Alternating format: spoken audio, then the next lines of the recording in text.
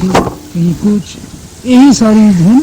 और जा फिर सांप, बिच्छू, कीट, पतंग, फिर उसी शंकाओं के कारण से वो मेरे को ये नुकसान करने वाला ना आ जाए, किसी को खाने वाला उस शक्ति ने बना दिया।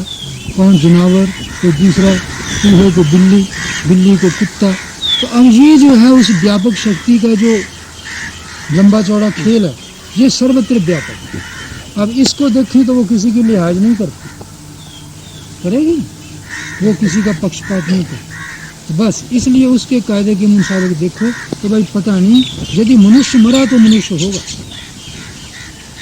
पर जब मनुष्य नहीं मरा, अब मान लो सांप है, अब रास्ता चलते हुए उसके ऊपर पैर पड़ गया, तो उसको ये पता नहीं कि मैं डंक तो उठा के मार रहा हूँ, पर मेरा क्या कर देगा। इसी प्रकार और भी जितने हैं, अब आदमियों के अंदर भी ऐसे ऐसे सांप जैसे विचार आ जाते हैं, अरे मेरा इसने यूं बिगाड़ कर दिया, मैं क्यों छोड़ूं, मैं तो अब इसका बदला चुकाए बिना मानूंगा, चाहे मेरा कुछ भी ना हो। अब फिर वह मनुष्यता की बुद्धि कहाँ रह गई, अब फिर इसको मनुष्य बनने का अधिकार नहीं। अब ये कहाँ जाएगा, तो आप समझ लीजिए कि ऐसे ऐसे विकारों का नतीजा क्या होता है। जब सांप जैसे ही भाव है तो वो सांप ही बने, क्यों, शरीर जो मनुष्य का था वो तो यहाँ टूट गया, अब रह गई अंदर वो जो शक्ति, शक्ति का कोई रूप रंग नहीं। वो पेड़ों में पेड़ को बढ़ा देती है, पशु में पशु को बढ़ाती है, पक्षी में पक्षी को बढ़ाती है, मनुष्य है तो उसके मनुष्य को बढ़ाती। अब बच्चे के यहाँ, बच्चा मनुष्य के यहाँ पैदा हुआ, उसके यहाँ मनुष्य की जैसी हड्डी बढ़ेगी, उसके जैसे मांस, उसी के जैसे शक्ल, खाया पिया उसी की शक्ल बनाएगा। पर जब वो जो पशु पक्षी के पैदा होगा, उसके अंदर वो शक्ति उसी तरह बढ़ती जाएगी। क्यों, वो कहती मेरे अंदर जन्म नहीं है, जो माने मैं करता है, जन्म तो उसका है, मैं तो सब जगह बराबर।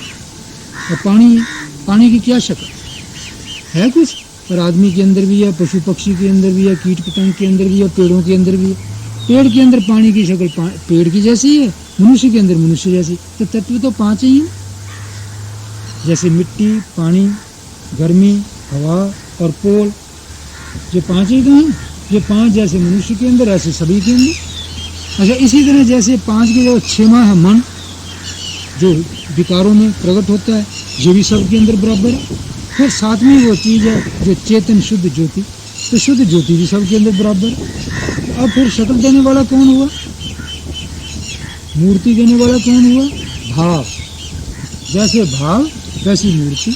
यदि बुद्धि का भाव है तो मनुष्य है, यदि क्रोध का भाव है, चंडाल जैसे छोका, थोड़े में चिढ़ जाना, थोड़े में गुस्सा करके एकदम डंग उठाना, तो सांप और बिच्छू।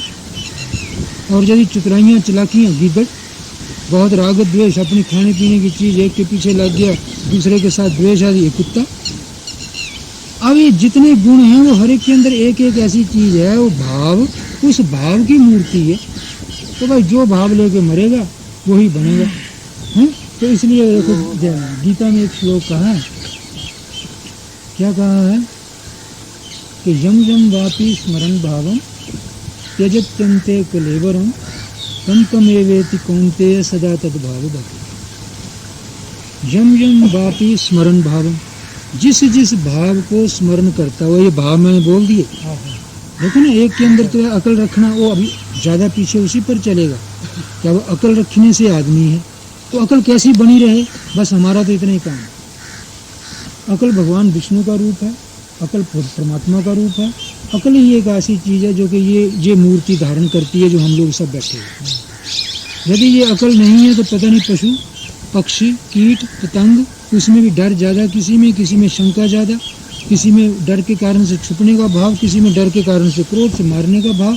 जैसे जैसे भाव होंगे वैसी वैसी उसकी मूर्ति।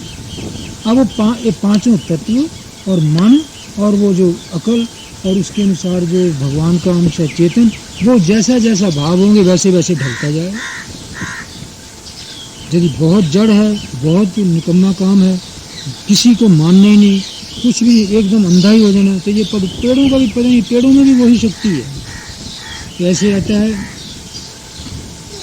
गुरुम हुम कृत्य तुम कृत्य, एक श्लोक है?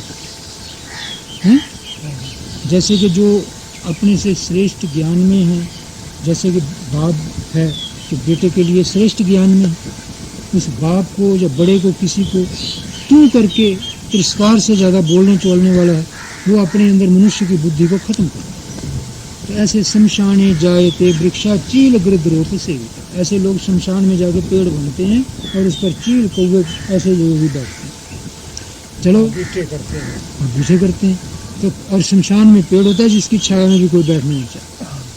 तो अब ये श्लोक है ना, तो इसका मतलब है कि जिस ऋषि ने ये सोच करके जो श्लोक लिखा है उसके दिमाग में भी कोई सत्य चमका है, तब उसने लिखा है। चाहे अभी मान लो कि आप हमारे लिए भी नहीं प्रकट है, तो कहने का मतलब है देखो पेड़ भी बढ़ता है, पौधे भी बढ़ते हैं, कीट पतंग भी बढ़ते हैं, मनुष्य भी बढ़ते हैं।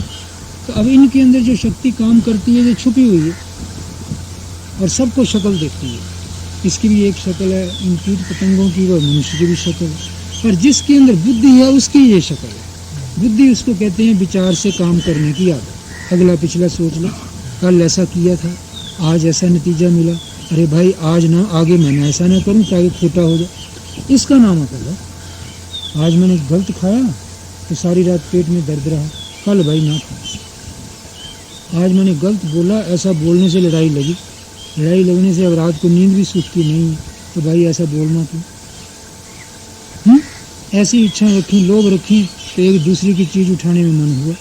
यदि मैं नहीं ये लोभ होता दूसरा, इसने क्या किया, रोटी तो मिल ही रही थी, तो मैं चीज़ ना उठाता, मेरे गले में बवाल ना पड़ता। ये है सीखने की चीज़। जो बुद्धि को इस तरीके से चेतन करता है, इसको अधिकार है ये मनुष्य बनाए, क्योंकि ये ऐसा चेतन करने वाला जीव जंतु पशु पक्षी दुनिया में कोई है, कोई सिर्फ मनुष्य के अंदर बुद्धि, बस यही मनुष्य के अंदर बुद्धि है। अच्छा, अब पशु पक्षी के अंदर क्या है कि अपने सुख स्वार्थ के कारण से उद्वेग, जोश, बस यदि कोई जरूरत की चीज़ दिखी, अरे इच्छा की चीज़ दिखी, हरा है तो उसकी तरह मुंह उठा करके चल। इसी तरह कीट पतंग, उनको ये पता नहीं, जैसे कौवा छोटे छोटे जानवरों के बच्चों को खाता, उसको ये इतनी दया आती उस पर कि हो ये बेचारे छोटे बच्चे हैं, इनको मैं क्यों दुख दूँ, आती दया उसमें।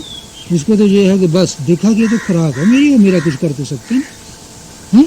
देखो अंदर कबूतरे 2 बच्चे रखे हुए हैं, पड़े हुए हैं जब से हमारे कुटिया में। अब 10 बार कौवा आएगा झाँक के जाता है खिड़की के रास्ते कि दाव लगे तो इसको मैं उठा लूँ। तो अब उसके लिए थोड़ा ख्याल भी करना पड़ता है, चलो 5-7 दिन में बड़े हो जाएंगे, उड़ जाएंगे।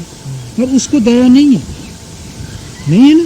तो अब जब दया नहीं है तो वो उसको ये नहीं है चलो मरेंगे, मेरे को तो खाने के लिए मांस का टुकड़ा मिल ही जाएगा। ऐसे जो जीव हत्या करके मांस खाने वाले हैं, उनको जीव पर दया नहीं है। तो जब जीव पर दया नहीं तो इसका मतलब दूसरा ब्रह्म तो पहचान नहीं सकते, अपने ही जानते हैं। तो अब अपना जानने हैं तो कौवे को खतरा भी है, डर है ना। बट डर और शंका जो है ये आदमी को आदमी रहने नहीं देता। तो ये बंधन है सब, शंका, डर, राग, द्वेष, भय, क्रोध, मान इत्यादि। अब इन बंधनों के बीच में जो पड़ा हुआ आदमी भी हो तो वो इनसे अच्छा कैसे कहा जाएगा। अब जब तक मनुष्य देह है तब तक तो चलो पूर्व जन्म का समझ लो किया हुआ है कि देह मिल गई, अब इसमें जो भी कर रहा है वो मनुष्य ही जचेगा। और मान लो देह टूट गया, इतने से तो आदमी जो है उसके अंदर की आत्मा खत्म नहीं हो गई। तो नींद में भी देह मुर्दा हो जाता है जहाँ, पर उसके अंदर जो आत्मा है वो क्या करता है, यदि कोई खोटे काम होते हैं तो सुपने में और की और सृष्टि दिखा देता है। हमको एक किसी ने कहा, एक महात्मा थे, वो ऐसी बात ही सुना रहे थे। तो कहते जी मनुष्य को क्या दूसरी जोनी भी मिल जाएगी। उसने कहा भाई ऐसा है, यदि खोटे कर्म होंगे तो मिल भी सकती है, भगवान के घर में क्या चीज़ असंभव है। जब वो मरने वाली चीज़ तो है नहीं, खत्म तो होती नहीं, जबकि कोई चीज़ मिट्टी का जर्रा है वो भी खत्म नहीं होता, हालत ही बदलता है। तो वो चेतन कैसे खत्म हो जाएगा। जो सोच समझ के करता है सब, देखो उसका सारा काम बड़ी व्यवस्था से चल रहा है ना। डर लगता है थोड़ा इधर हो जाता है, धूप लगती है तो छाया में जाता है, छाया ठंडी लगती है तो धूप में जाता है। और सब जो है पशु पक्षी अपने बच्चे पालते कि नहीं, ये सब समझ से हो रहा है। तो यही समझ जो है इसका भी तो कोई आखिर अंत होगा, कुछ ये भी तो कुछ करती है, ये कि खत्म कैसे हो जाएगी, ये भी हालतें बदलती है। तो वो उसके दिमाग में कुछ समझ ना आई, कुछ कुदरती रात को उसको एक सपना आया।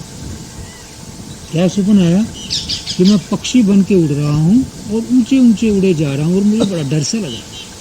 तो दूसरे दिन सवेरे उठ के महात्मा के पास गया, कहते महाराज वो मैं तो बड़ा परेशान हो गया। क्यों कि मैंने आज देखा वो गिद्ध बन के, चील बन के मैं उड़ रहा हूँ अरे तो जब तुम स्वप्न में चील बन के उड़ सकते हो तो मरने के बाद उड़ सकोगे कि नहीं? कहते जी ये तो निश्चय हो गया फिर। तो पर मैं अब यूं डर रहा हूँ कि कहीं मेरा ऐसा ही कर्म ना हो कि मर के मुझे यही बनना पड़े हैं।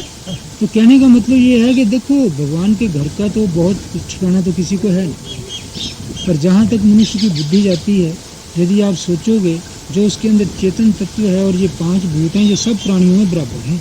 शक्ल देने वाली जो चीज़ है, मनुष्य की हो, पशु की हो, पक्षी की हो, ये भाव है। यदि दुष्ट भाव हैं जिसके, वो अच्छा मनुष्य तो बनेगा नहीं। और यदि मनुष्य भी बनेगा, यदि पशु से भी गया बीता हो गया तो हम समझते उससे पशु ही अच्छा था। खोटे भावों वाला, खोटे कर्मों वाला सुख तो पाएगा नहीं, चाहे कितना ही कोई कर लो।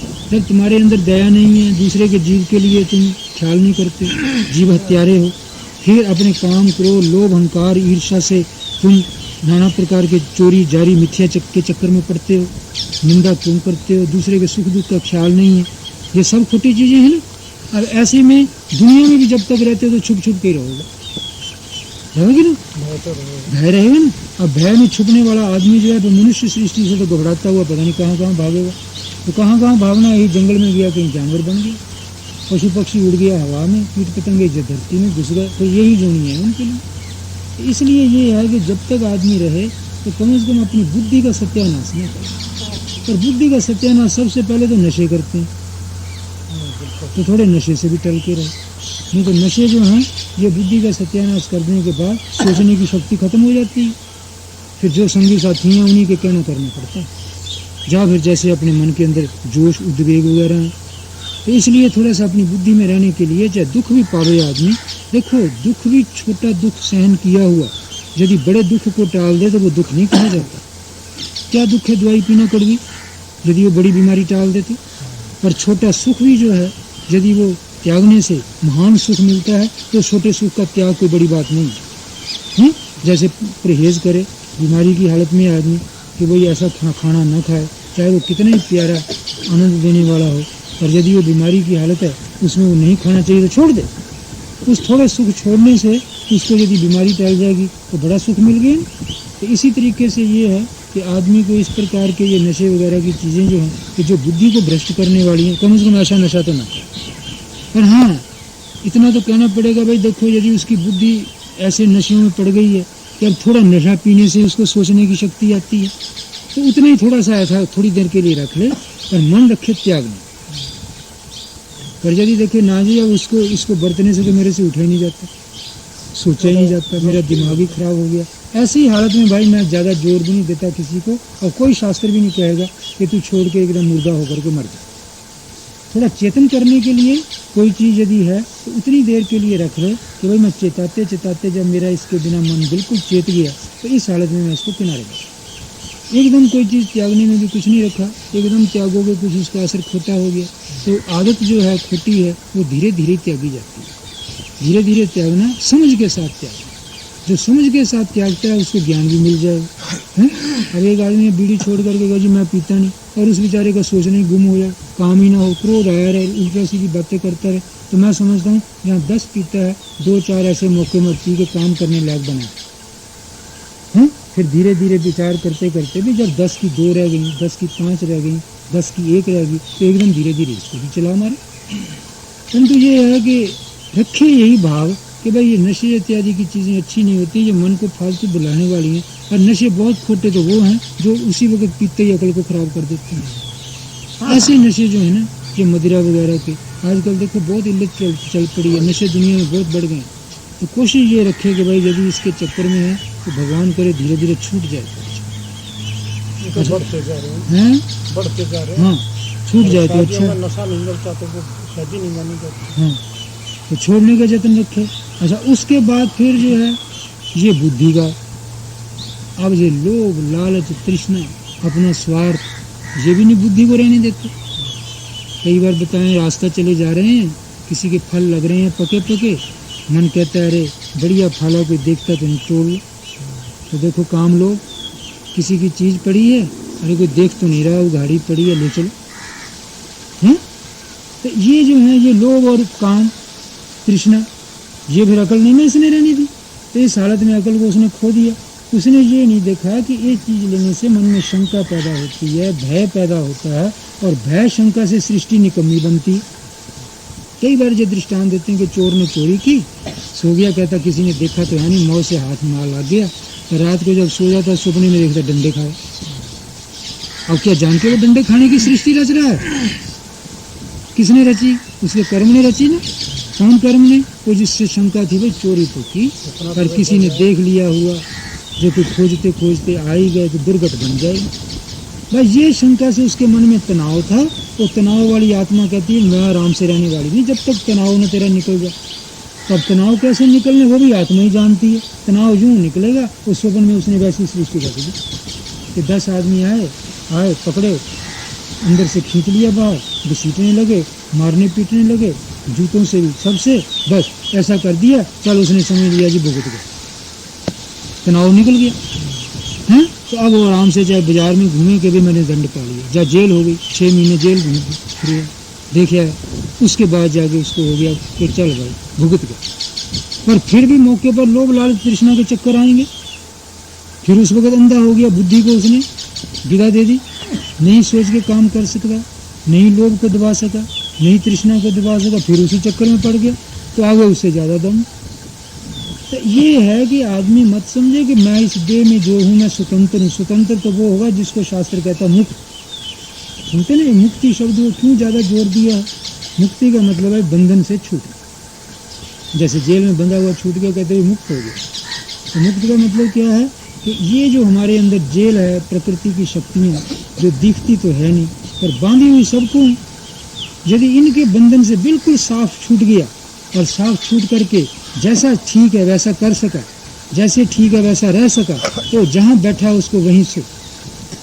ऐसा सुख पाने वाला मुक्त आत्मा जो है, इसकी हमारे भारतवर्ष में क्या सारी दुनिया में बड़ी पूजा। पूजा का मतलब है इसका आदर है। क्यों? इसका आदर आपका मन ही करेगा, तो आपका इंद्र करेगा। आप मुक्त होकर देखो, आपका मन ही आपका आदर करेगा। यदि इससे मुक्त नहीं है ना, तो उसको शंका रहेगी सारी दुनिया में मेरा अनादर है, चाहे मैं बन जाऊं कुछ भी, पैसा इकट्ठा कर लूँ, ज़्यादा करूँ तो खोटे कपट के काम, फिर कहूँ जी मेरे पे बहुत पैसा है, तो झूठा आदर है। आपको पैसे के लालच से बच्चे भी आदर कर देंगे और भी आदर कर देंगे, मन में आदर नहीं है। मन में आदर इन्हीं चीज़ों का कि आप दुख के सामने, लोभ लालच तृष्णा के सामने झुकते नहीं हैं और अपने आप को दबा सकते हैं, अपने आप से लड़ सकते हैं, छोटे भाव पैदा नहीं होते, छोटे किसी से व्यवहार नहीं करते, बर्ताव नहीं करते। थोड़े दिनों में आपको आदमी पहचान जाएंगे, वाह भाई आदमी तो ये, तो पूजा हुई ना। पर पहले अंदर से देवता लोग आपको आदर देंगे एकांत में कि भाई अकेले में भी ये ढीला नहीं है, अकेले में भी हर वक्त अपने मन को देखता रहता है और इन उद्वेगों को, जोशों को और नाना प्रकार के खोटे विकारों को और बंधनों को टालता रहता है। तो आज ज़्यादा अपने यही चीज़ समझना है कि भाई देखो, एक वक्त बैठ के 5-7 मिनट के विचार से तो आप अपने मन को इन बंधनों से बचाते रहोगे, टालते रहोगे। पर कहने वाले ऋषि लोग कहते हैं कि 5-7 मिनट का तो काम जो धर्म है वो 5-7 मिनट का नहीं है। धर्म 24 घंटे 300 दिन 12 मास का। पर थोड़ा सा बैठ कर के आसन पर 5, 10, 15 मिनट आप सीखो कि बंधन से कैसे निकला जाए। तो जैसे 5 से 10 मिनट में निकलते हैं वैसा जीवन 24 घंटे का बनाओ। जैसे मान लो आप एक वक्त बैठे हुए, सवेरे का समय है या रात का समय है, जबकि अपने काम धंधे से फुर्सत पा गए हैं, तो अपना खूब अच्छा आराम का आसन लगा के बैठो। तो उस वक्त मन तो कहेगा भी आराम करो, क्योंकि मन को तो आदत है जब फुर्सत पाई दुनिया से आराम करो। आराम करने का पहला रास्ता है लेट जाओ। लेटने का है फिर अपनी चिंता फिक्र में कौन सुख मिला, कौन नहीं मिला, कौन छूट गया, क्या हुआ, करते करते सो जाओ। तो ये है मन की आदत, है ढीले मन की आदत। और जो अपने मन को सचेत तेज रखने वाले, चेतन करने वाले हैं, वो कहते हैं ना भाई इसको पहले लेटने ही ना दो, कड़े आसन पर बिठाओ, आसन भी ना ढीला रखो, सीधा रखो। हाँ, फिर नींद आए उस नींद को रोको, दुनिया की तरफ जाए विचार से उसको भी रोकते रहो। ये है वो रास्ता, वो बंधनों से, भावों से, खोटे विचारों से बचने। अभ्यास चाहे वो आपसे अभी नहीं हो पाएगा, पहले पहले दिक्कत होगी, पर इसका ये मतलब नहीं कि ये दिक्कत सदा दिक्कत ही बनी रहेगी। करते को कोई चीज़ भी वहाँ नहीं रहती, वो नए नए उसकी हालतें बदलती जाती। तो ऐसे करते करते थोड़ा सा 5 मिनट, 10 मिनट, 15, बैठने वाला यदि 1 मिनट भी पहले बैठेगा तो समझो वही पूंजी है। 5 मिनट तो ज़्यादा हो गए। यदि 10-15 मिनट, आधा घंटा और घंटा बैठता है तो उसने तो कमाई अच्छी कर ली। और यदि देखता है कि ना भाई, जब तक मैं मन के अंदर से समझ ना लूँ कि कौन कौन विकार थे और थोड़े टाल ना लूँ, उनको टालने के इरादे संकल्प ना कर लूँ और थोड़ा उसके लिए महसूस ना कर लूँ कि कितने भद्दे थे, तब तक मैं सोऊंगा नहीं। तो समझो उसका सच्चा भगवत भजन हुआ। वो कीर्तन से, जप से, पूजा से, हवन से, नियम से, पाठ से सबसे बढ़िया हो, जो सीधा वो अपनी मनुष्य बुद्धि के साथ चिपका बैठे। पर यदि ये देखो कि चलो भाई अभी उतने तक मन नहीं जागता, तो कम से कम और कुछ नहीं, बैठ तो लिया हमने, घंटा बैठ लिया और दुख सहन कर लिया। क्योंकि वो आदत का जो चीज़ नहीं है, वो काम करने से मन को दुख होता है। तो जब आप बैठोगे मन डटा करके, और मन का उस वक्त का समय और था प्रोग्राम, चाहे लेटने का, चाहे गप्पे लगाने का, बीड़ी सिगरेट तम्बाकू पीने का, और कोई चिंता फिक्र करने का, और वो सारे प्रोग्राम आपने उसके मर्दन कर दिए, कुचल दिए। कुचल के आपने कहा भी इनको हटाते हुए अपने बैठना है, चाहे हमको इसमें थोड़ा दुख ही, थोड़ी दिक्कत ही है। ये थोड़ा दुख और बड़ी दिक्कत जो है, ये महान दुख से बचाने वाली है। जो मैं पहले बोला था कि थोड़ा दुख सहन करने से यदि बड़ा दुख टल जाए, तो थोड़ा दुख नहीं माना जाता दवाई की तरह। और थोड़ा वो सुख त्यागने से, वो जो आलस सुस्ती का, उस सुख के त्याग देने से महान सुख मिलने जा रहा है। मनुष्यता की प्राप्ति, देव भाव की प्राप्ति और भगवान की तरफ अग्रसर होना, बिना शर्त के सुख पाना। यदि इधर के बड़े सुख की तरफ यात्रा होने जा रही है, असली तीर्थ यात्रा, तो छोटा सुख जो आलस सुस्ती का त्यागने से कोई खराबी नहीं है। तो ऐसा करके रोज रोज करते करते ये देखे कि अकेले बैठे हैं, नींद को भी थोड़ा जीत रहे हैं। अभी हर ये नहीं कि नींद आई जी पड़ जाओ, शंकाएं होती हैं, मन को बचाओ। अरे तुम क्या है भाई, अभी तुमको जल्दी सो जाने में क्या होगा? तो मन कहता है जागोगे तो फिर सुस्त, कहीं ऐसा ना हो जाए दिमाग खराब हो जाए। ये क्या रात भर सारी जागने वालों के दिमाग खराब हो जाते हैं? संशयों को टालो, संशयों को टालना, इच्छा को टालना, भय को टालना, क्रोध को टालना, ईर्ष्या को टालना, द्वेष को टालना। ये टालते टालते जागते रहने का नाम है देव भाव। क्या इस रात को जागने वाले, कई जागरे वाले भी जागते हैं, उसमें छोटे छोटे बच्चे भी जागते हैं, इनके सबके दिमाग खराब हो जाएंगे।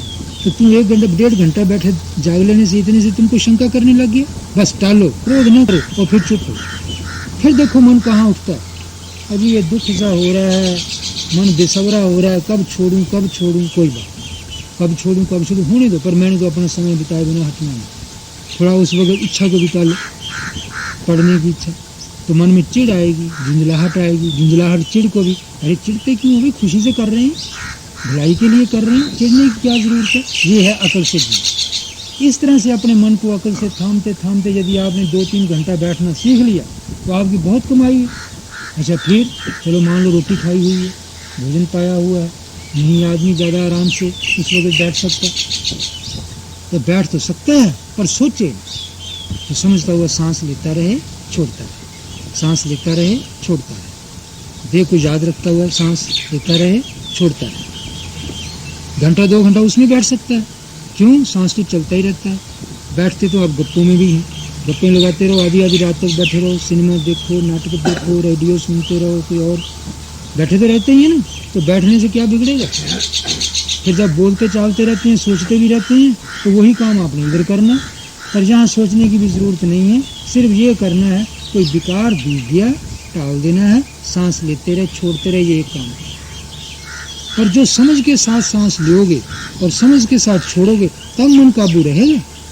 जो आप समझ सांस से ढीले हो गए, तो वहाँ से उड़ा नहीं, पता नहीं कहाँ जाते। बैरियों की सोचेगा, प्रेमियों की सोचेगा, अपनी नफ़े नुकसान की सोचेगा, और कई किस्म की शिकायतें ख्याल करेगा।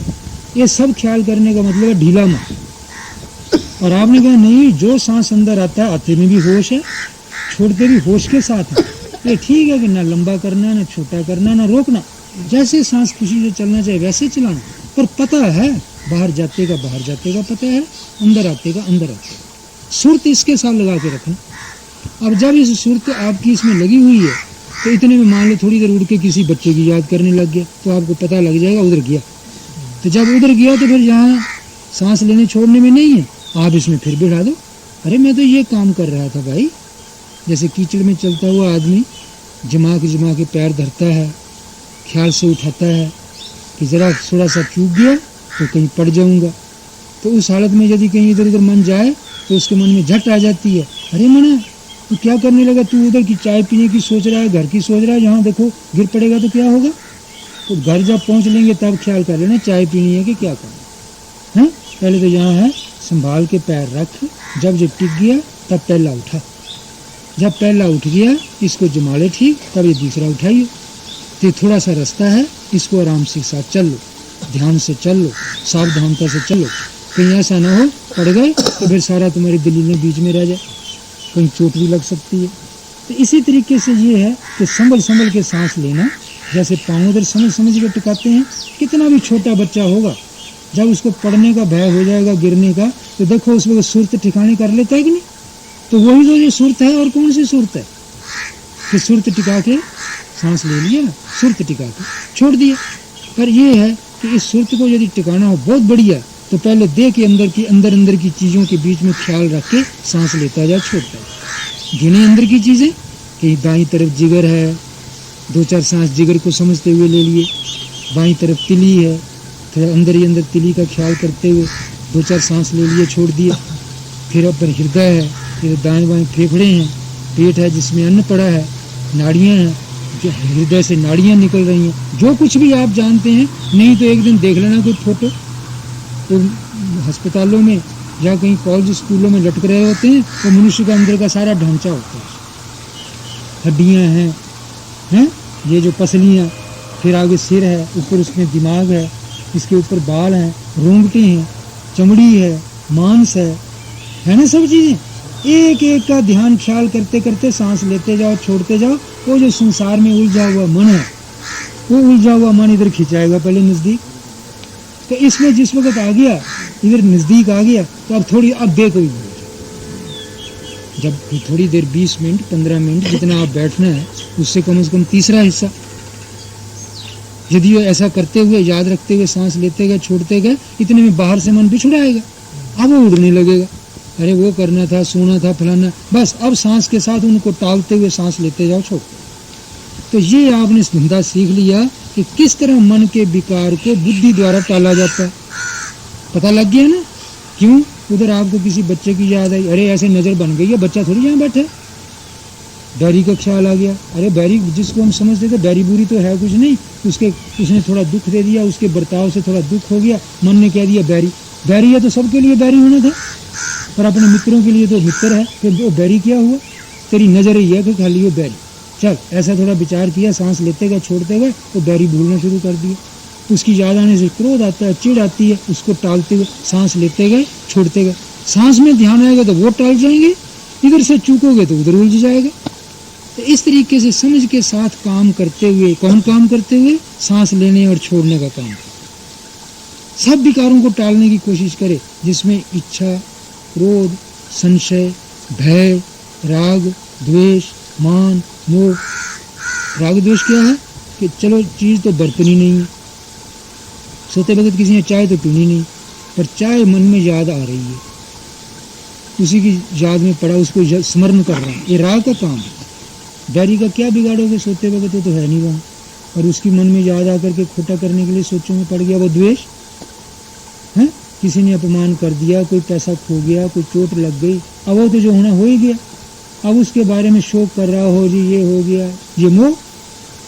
ये जो फालतू सोचों में पड़े रहना है, ये है राग, द्वेष और मोह। ये 3 किस्म का चित्त है। जो आप सांस लोगे, छोड़ोगे, ये भी बीच में आएगा, क्योंकि इसके भी मौके हैं। ये कहेगा भी मेरे मुताबिक चलो, मेरा क्या ना मानो, आप कहोगे तेरा वो मौका नहीं है, हम तो सांस लेंगे, छोड़ेंगे, सोचने का मौका नहीं, इसको भी टालो। फिर बीच में मैं आएगी, कहीं सुख बने, अजी बड़ा दर्द होने लग गया, वो मन खींचेगी, खींचते रहने दो, हम सांस लेते जाओ, छोड़ते जाओ, दर्द को भूलते जाओ। कि हर सांस के साथ लेने छोड़ने में उसको भूलता हुआ सांस ले रहा हूँ, छोड़ रहा हूँ। चलो मान लो सुख आने लगे, बढ़िया लगने लगे, आंखों पलकों में नींद का या और कुछ बैठे होने का, तो सुख को भी ख्याल मत करो, सांस ये भी हमारा ध्यान खींचता है। सांस लेते छोड़ते उस सुख को भी भूलते जाओ, तो समझो आप मुक्ति का रास्ता तय कर। यदि एक कर्म आपने इस तरह अपने अकेले बैठ के देख लिया कि किस तरीके से अपने काम करते हुए इन विकारों को त्यागा जाता है। ये सब मैंने विकार बोले जो आदमी को ठगने वाले, पशु को भी ठगते हैं, पक्षी को भी, मनुष्य को भी, सबको ठग करके सारे खोटे काम करो। तो जब इनको आपने अकल के साथ टालना सीख लिया, अब जैसे आपने वो 2 घंटे में, ऐसे ही आप 24 घंटे में जब तक जागो, आप चाहे 18 घंटे जागो, 16 घंटे जागो, खाने में, पीने में, नहाने में, धोने में, दातुन कुरला में, बातचीत में, अपने धंधे में, किसी में भी हो, तो उस वक्त भी तो वो भी तो काम ही है। जैसे सांस लेने छोड़ने का काम था, ऐसे ही वो काम है। उनके बीच में भी इतने स्मृतिमान, ध्यान वाले, ख्याल वाले रहो कि काम भी करते रहें और इसकी टाल भी करते रहें यदि आ जाए तो 24 घंटे का आपका जीवन बने। चाहे कोई हल चला रहा है, हल चलाते वक्त उसको वही जैसे सांस लेते छोड़ते बच्चा याद आ गया, बैरी याद आ गया, मित्र याद आ गया, वो खींच के कहाँ उड़ाने लगा, तो उसने क्या कहा, अरे भाई अब इस काम का मौका है, वो सोचने का नहीं। कोई हल चला रहा है, हाली, तो हल चलाते वक्त ये चीज़ें आने लगे, अरे तू हल चला रहे ध्यान से, उसके क्या सोचने में लग रहा है, हल की सेध कैसे पशु को मैं हाँक रहा हूँ, सारा ध्यान उसमें उलझा दे। ध्यान एक ही है, यदि एक में आपने ध्यान लगा दिया तो दूसरी जगह नहीं जाएगा, और यदि एक से चूका तो दूसरी जगह जाएगा। हल से भूलोगे तो जाएगा उधर। चारा काट रहा है तो चारा काटते काटते आगे किसी के बाद, देखो जी उसने मुझे कैसा कड़ुआ बोल दिया। जब वो कड़ुआ बोल दिया सोच रहा है, उस वक्त दाती की झरझर नहीं सुनेगी काटने की, कैसे चल रही है वो नहीं पता लगेगा, वो तो मन कहीं दूसरी जगह चला गया। आपको अरे तो देख यहाँ आवाज़ सुन के दाती क्या कह रही है, और देख तो सही कैसे चलती, कहीं हाथ ना कट जाए, उसी में सुरत बढ़ा दो। तो इस तरह हर एक काम में जो सुरत टिका के करने की आदत वाला है, वो विकारों को उसी वक्त जीतने की आदत वाला होता है। सुदातुन कर रहे हैं, चलो ये हो गए उनके काम जो जवान है। अब बुढ़ा कोई आदमी अब नहीं हल चलाता, नहीं वो ऐसे काम करता, तब भी उसको मुंह धोना, दातुन करना, कुरला करना, खाना पीना, चलना रास्ता थोड़ी देर के लिए, ये तो सब है ना। दातुन कर रहा है, सोचों में पड़ जाएगा, ले जी आजकल की संतान कितनी निकारी है, देखो बच्चे भी नहीं अपनी मानते। तो अरे क्यों कहाँ सोचने लग गया, नहीं मानते तू तो मना लेगा, जो कर नहीं सकता उसके लिए क्या सोचना। देख दातुन कैसे चले, देख कुरला कैसे, आवाज़ सुन मुंह से कैसे आवाज़ निकलती है। यूं करके सुरती वहां टिका करके फालतू दलीलों को न करे। जो फालतू दलीलों को जितना रोकोगे, काम विकार, क्रोध विकार, संशय विकार, भय विकार, ईर्ष्या विकार, जलन विकार, फिर दूसरे के लिए सोचों में पड़ जाना कि इसका बुरा कैसे करें, ये राग द्वेष विकार और मोह विकार, अफसोस में पड़े रहना। लो जी क्या बनेगा, अब दुनिया में जीने का भी नहीं रह गया, जब ऐसी दुनिया आ गई कोई पूछता नहीं है। तो ये सारे यदि जो है विकार, ये मन को बीच में ऐसे कर देते हैं कि मनुष्य का जो लेवल है, मनुष्य का जो स्तर है, वहाँ से हटा करके फिर ना जाने क्रोध इत्यादि की हालत में कौन स्तर पर ले जाते हैं। इन स्तरों से बचते रहो तो ये मुक्ति का सीधा रास्ता। चाहे न बचा जाए, जतन तो करता रहे, पर बचेगा क्यों नहीं, जब लगा है तो बचेगा भी, थोड़ा भी बचेगा तो उससे भी फायदा है। और फिर मन को ये समझाने के लिए कि तू सुख के लिए ज़्यादा इनको करता है, और सुख तो भाई जो पहला लिया है वो तेरे संस्कारों में था। अब तू बता, जो बच्चे को सुख हुआ है वो तेरे को हो सकता है, परीक्षा तो तेरी उस सुख की है। जो लड़कपन में हुआ है वो तेरे को मिल सकता है, तो अपने आप शर्म से मन कहेगा ना भाई, तो इच्छाएं तो तू तब भी करेंगे। अच्छा फिर कहेगा जो जवानी का था वो मिले। अब जवानी की ताकत का, सब प्रकार की इंद्रियों की चेतनता का, अब वो सुख तुमको कैसे मिल जाए, वो आदर मान तुमको कैसे मिल जाए, हैं? अच्छा फिर चलो जी, जब हमारी चलती थी, जब हम कमाते थे, जब कम से कम थोड़ा आदर। अरे बाबा तुम तो वो बातें कर रहे हो कि पानी का प्रवाह चल रहा है जहाँ पर, और जहाँ के चलने की चीज़ तू देखना चाहता है 10 मील आगे, जहाँ की चीज़ वहाँ कैसे दिखेगी। तो ये जीवन का स्रोत प्रवाह बह रहा है।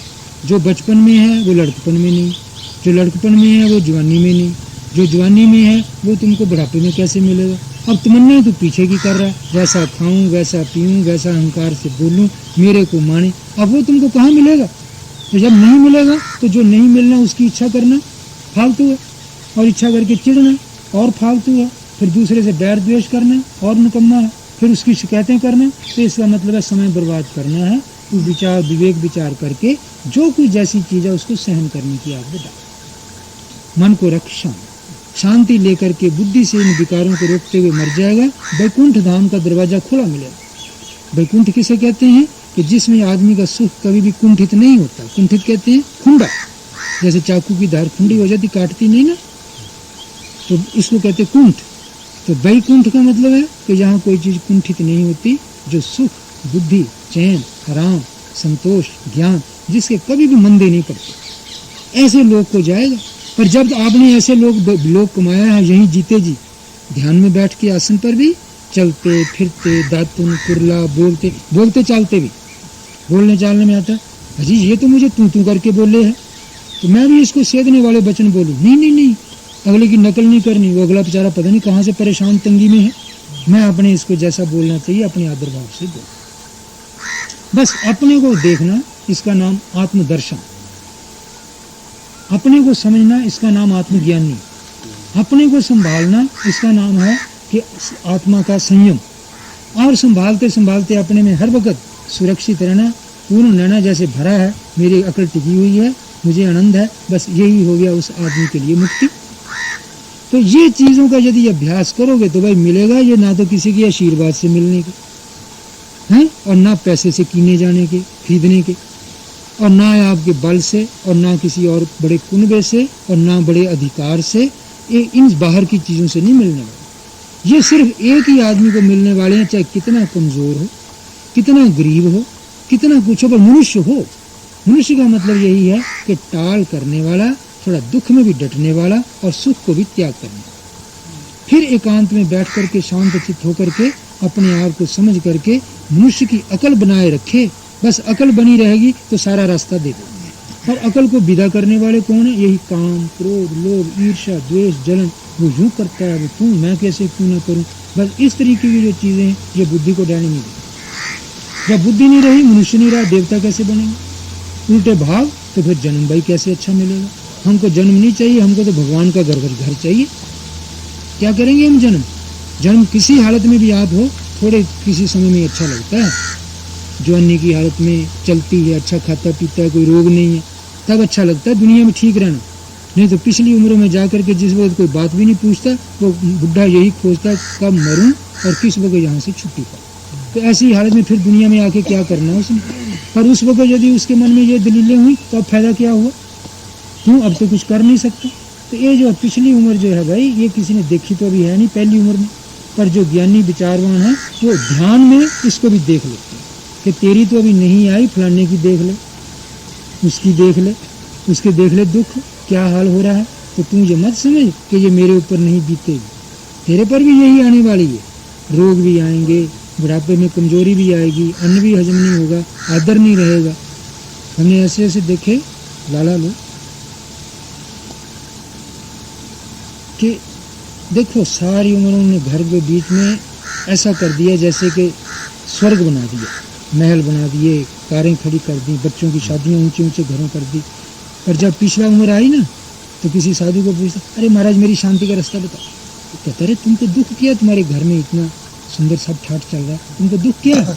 नहीं जी, ये सारे मुझे ऐसे देख रहे हैं जैसे जहर जैसे मैं इनको लग रहा है। तो महात्मा कहने वाला क्या कहता है? जहर जैसे तुम नहीं लग रहे, तुम जिस चीज को सोचते हो वो पुराने थे।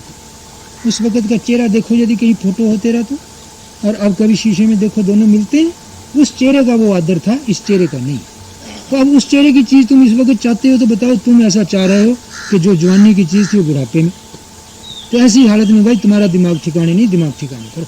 इस वक्त की चीज जो मिल रही है, जैसे उस वक्त की वो थी, समझो इस वक्त की ये है। ज्ञान से अपने मन को शांत रखो, बेड़ा पार हो जाए, शांति इससे मिलेगी। और उनके सुख में उनको सुखी होने दो।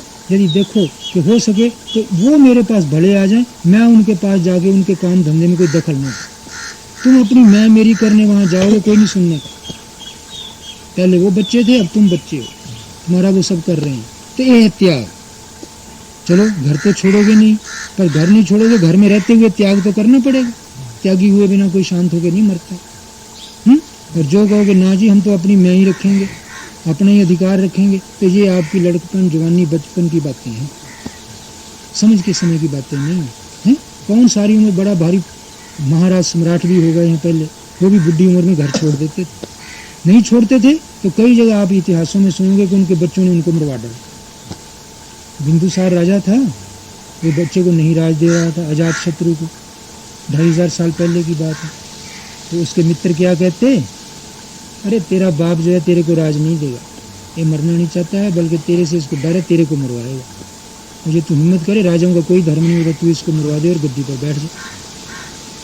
अरे कहता मैं एक ही तो लड़का हूँ, मेरे को कैसे मरवाएगा ये? अरे तू बेवकूफ़ है महाराज, शराब पिला के उसका दिमाग भरते रहें। और कोई ऐसे साधु भी मिल गया उसको गुरु, उसने भी कह दिया हाँ हाँ मरवा दे भले, तू कोई हर्जा नहीं, क्योंकि जब तुमको गद्दी नहीं छोड़ता तो इसका मतलब है कि ये संसार में तृष्णालु राजा तुमको गद्दी नहीं छोड़ता। जवानी में गद्दी नहीं मिली, बुढ़ापे में गद्दी मिली, तो गद्दी ने क्या किया? गद्दी तो जवानी में मिलनी चाहिए। उसने आखिर 2-3 कोशिशें की। पहली बार मारने के लिए गया जिस वक्त राजा अकेला बैठा था उसकी माँ के साथ, तो उसने अंगूठी उतारी, उसने समझ लिया तलवार लिए महल में आ रहा है, तो उसने अंगूठी उतारी जो मोर थी, पहले उसकी राजा की मोर की अंगूठी में होती, उसने उतार के दूर से फेंक दी। ले इसके लिए आया है ना, शर्मिंदा हो कि तू जिस पर लगा ले तेरा राज। शर्मिंदा होकर निकल गया। फिर दूसरी बार उसने फिर ऐसे ही कुछ जतन किया, तो उसकी माँ कहती देखने लायक, जब तू मेरे पेट में था तो मेरे को राजा के जांग का मांस खाने की इच्छा हुई थी, तो ज्योतिषियों ने बचाया था कि ये राजा का खून करेगा। तो ज्योतिषियों ने कहा महाराज इसको अभी मरवा दो तुम। तो उसने कहा चलो मेरा ही बेटा मुझे मारेगा ना, रहने दो, बच्चे का शक्ल तो देख लो। तो देख तेरा बाप तो ऐसा और तू मूर्ख ऐसा है कि उसको मारने के लिए आया है। तो माँ की सुन के फिर लौट गया, और फिर वो कान भरने वालों ने भरे। आखिर उसने कहा उसने फिर राजा को पकड़वा के जेल में डलवा, जेल में डलवा के बहुत बुरी तरह मारा उसने। और उस कुनबे में 4 पीढ़ी में यही कथा चलती आई कि बाप को बेटे ने, बेटे के उसके बेटे ने, बेटे ने, 3 के बाद 9 नंदा हुए, 9 नंदा को चाणकड़ी मार के सारा कुनबा ही खत्म कर दिया। तो ये इतिहास है, देखो भाई बताता है कि जो आदमी देखो ये ज़्यादा ऐसी मेर करता है, जो इस संसार में ज़्यादा बना रहा है, आखिर लड़के भी उसको नहीं मानते। ये प्रकृति है ना। पर कई राम जैसे बेटे भी होते हैं जो कि अपने बाप के लिए राज भी छोड़ देते हैं, पर ऐसा कोई अवतारी पुरुष एक होता है और उसकी दुनिया भर में पूजा है। पर आम चीज हमको देखनी है कि एक को देखना है, एक की चीज सारे नहीं बन सकते, आम की चीज पहले। तो आम की चीज तो यही है कि भाई पिछली उम्र में जाके पहले सुखों को नहीं याद कर, त्यागी बन जाए। त्यागी का जो खाने को मिले खा लिया, जैसा पहनने को मिला पहन लिया, जैसा कोई टिक रखना चाहे वहां रह गए, 2 बातें किसी ने उल्टी सीधी कभी सहन कर ले, और इस प्रकार से यदि रहेगा इसका नाम त्यागी। तो आप बताओ इसमें क्या जाता है? तो वही जो है निंदा करने वाले, चाहे घर वाले हैं बाहर वाले हैं, आपको कहेंगे भाई हमारा बुढ़ा तो देवता जैसा, कभी नहीं कुछ मांगता, कुछ नहीं कहता, जो कहो सुन लेता है, जैसा दो खा लेता है, जैसा दो पहन लेता है, जहाँ उस बेचारे की खाट घाल दो वहाँ पड़ा रहता है। पर यही है कि वो मन शंका वाला, अजी नहीं क्या पता ये बेटे मेरे को खाने को भी नहीं देंगे, मेरे को ये भी नहीं करेंगे। तो इस हालत में बस ये शंकाएं जो हैं, ये विकार जो हैं, ये आदमी की अकड़ ठिकाना नहीं रहेंगे। तो मैंने ये सारा जो आपको बोला, मेरा कहने का मतलब है इच्छा, क्रोध, संशय, चिड़, ईर्ष्या, द्वेष, राग, मान, मोह हैं, ये सारे जितने हैं ये क्या करते हैं, बस इस अकल को बिगाड़ते हैं। और ये पशु पक्षी सब में इनकी सूक्ष्म तरंगें इन पेड़ों में भी, इसलिए ज़्यादा धूप ठंडी लगने से ये भी मुरझा वगैरह जाते हैं। तो ये सब के अंदर ये विकार हैं, और जब ये विकार हैं तब मनुष्य की इसके जन्म लेने का हक नहीं। तो इन विकारों को पहले ध्यान में अकेले में बैठ के सांस के सहारे समझ के साथ शांत करना सीखे, फिर कोशिश करे कि जैसे एक जगह हमने करके देखे, धंधा तो दुनिया का करना ही पड़ेगा, चाहे भिक्षु या साधु, उसको भी कहीं चलना पड़ेगा, कहीं नहाना धोना, दातुन करना, लोगों से बातचीत करना, उसको भी धंधे के सब करने पड़ेंगे। तो इनके बीच में भी फिर इन विकारों को टाल के मैं जीना सीख, अभ्यास करता जाए। और यदि ऐसे करते मर गया, नहीं पूरा भी हुआ, तो समझ लो कम से कम उसको ब्रह्मलोक मिलेगा, बनेगा। और फिर यदि मान लो कि ये भी नहीं है, बेचारा रोता ही मर गया, अरे मेरे से कुछ नहीं बन पाया, मुझे आया कुछ नहीं, तब भी मनुष्य के नीचे नहीं गिर सकता, क्योंकि मनुष्य की राह पर राह दुर्गति नहीं होगी। और ये इसने देख लिया कि जहाँ बैठता हूँ मन शांत रहता है, तो मुक्त यहीं हो लिया।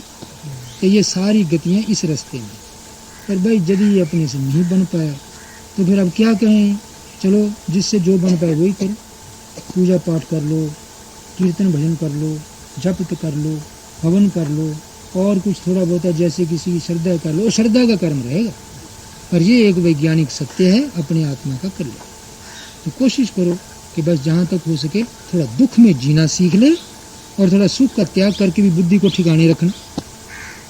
नहीं तो क्या है, दुख हो गया एकदम बुद्धि भड़क जाती है, और थोड़ा सुख का चक्कर आ जाता है, वह आदमी खो जाता है। जैसे सुख का चक्कर आता है, तो जैसे ये है ना कि किसी के फल तोड़ लिए, किसी की चीज़ उठा ली, बुद्धि नहीं रहती वहाँ।